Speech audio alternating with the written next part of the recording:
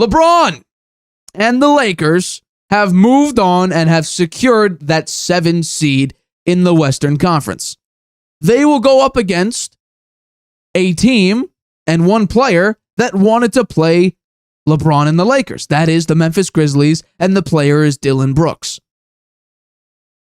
This game, I was surprised by through about 3.5 quarters, because the Timberwolves looked to be in charge basically the entire game. They were up, they had a big lead, and then the Lakers would slowly come back, and then they would actually put in LeBron, and then they would start losing more, and then they took LeBron out, and then that's when they made their big comeback. LeBron, I don't know if you would call this shocking or not, he almost cost him the game twice. Anthony Davis screwed him over at the very end with, 0.1 seconds left? But LeBron, he almost cost him the game. He had 5 turnovers, and 2 of them came very, very late in the game. That if the Timberwolves could make a shot, the Timberwolves would probably be at that 7 seed. LeBron and Anthony Davis on the points category did fine. They combined for 54. LeBron was physical. He was doing stuff that you would not see a 37-year-old or 38-year-old LeBron James do, and that's dive for balls. Now, albeit he got called for a foul, but you're not going to see LeBron hit the deck in game like 47 in the NBA regular season. He made a very, very good 3 late in the game, sort of reminiscent of the play-in shot versus the Warriors, where he said I saw 3 hoops. I'm just going to shoot in the middle one. The big, the big asterisk in this game is, where the hell was Anthony Edwards? He was shot 3 of 17, 0 for 9 from 3. 9 points. He's your number 1 playmaker besides Cat. Where was he? I don't know where the hell he went. It was thanks to Mike Conley, who shot 6 of 8 from 3, that this game was even close. And the reason why the Timberwolves still had a shot, because Anthony Davis once again had a defensive blunder late in the game. Fouled Mike Conley, stepping into his zone, pushing him over on a 3-point shot with 0.1 seconds remaining. Mike Conley, with ice in his veins, made all 3 free throws and were able to push this game to overtime. But those were the first 3 points in 6 minutes of play. The Timberwolves at it was the 6-minute mark of the fourth quarter, they stopped scoring altogether. The Lakers played great defense, and the Timberwolves went back to being the dumb team that they generally are. They're not a very good team. They were out with Rudy Gobert, and Kyle Anderson, he got punched. You thought he would be, amped up to prove how great he is. He didn't play that well. 5 of 14, 2 of 5 from 3. He put up 12 points.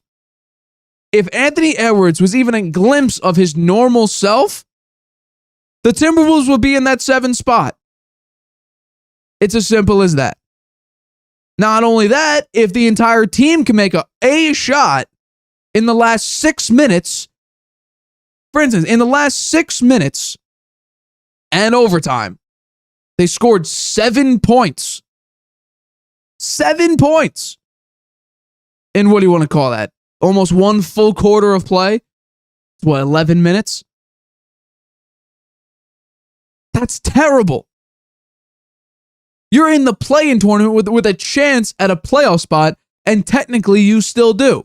You will now be playing the winner of Thunder Pelicans. I have the Pelicans. And I think regardless of who I had, because I had the Lakers playing, I have the Timberwolves winning. I don't feel great about that after seeing last night. Now, maybe with Rudy Gobert, they would do better, but I don't think so. I really don't think so. I'm now nervous about my 8 seed pick. But depending on, how tonight's games turn out, we'll have to wait and see. Now, the Lakers going up against the Grizzlies, I'll talk about that. On, I guess round 1 of the playoffs, the Lakers will now be going up against the Memphis Grizzlies, and Dillon Brooks said that they'll be able to beat them in the first round.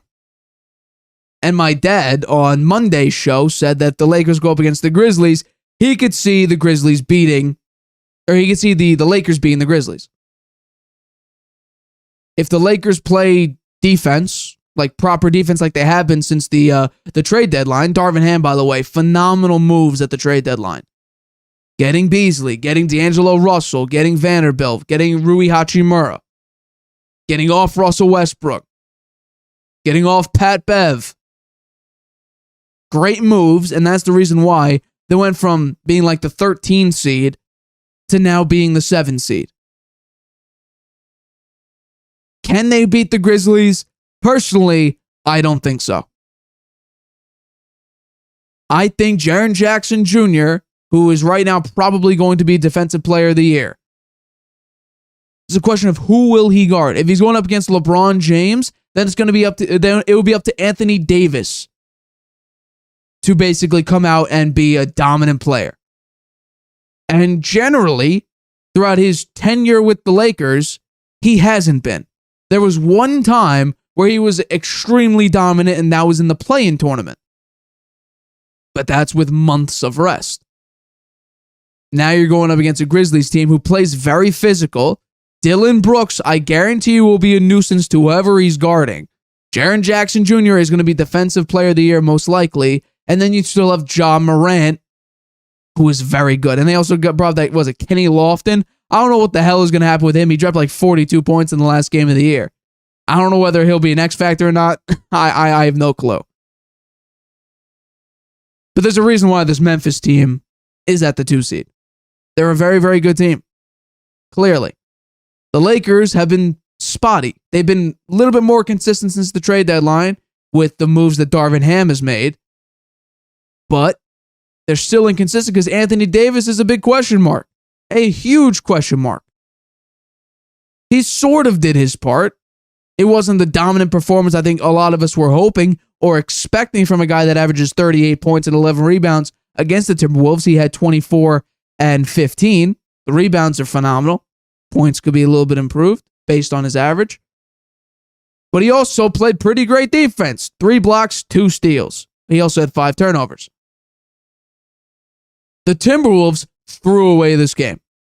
Absolutely threw away this game. They couldn't make a shot.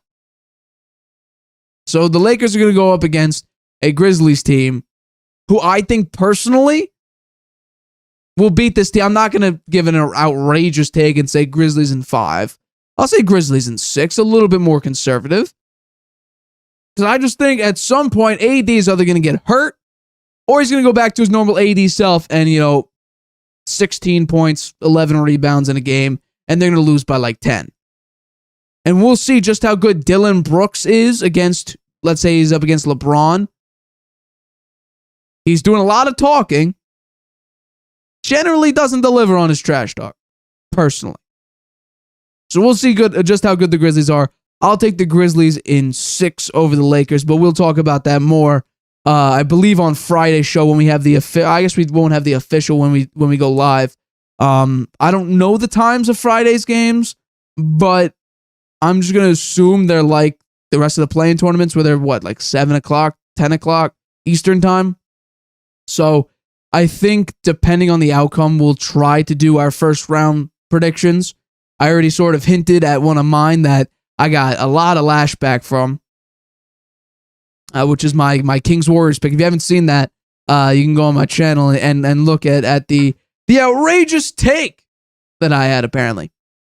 But yeah, we'll do that on Friday. We also have our mock draft 2.0s on Friday as well. We're going to do picks 11 to 20, and then next Friday, we will be doing picks 21 to 31 to wrap up the entire rest of the first round of the draft.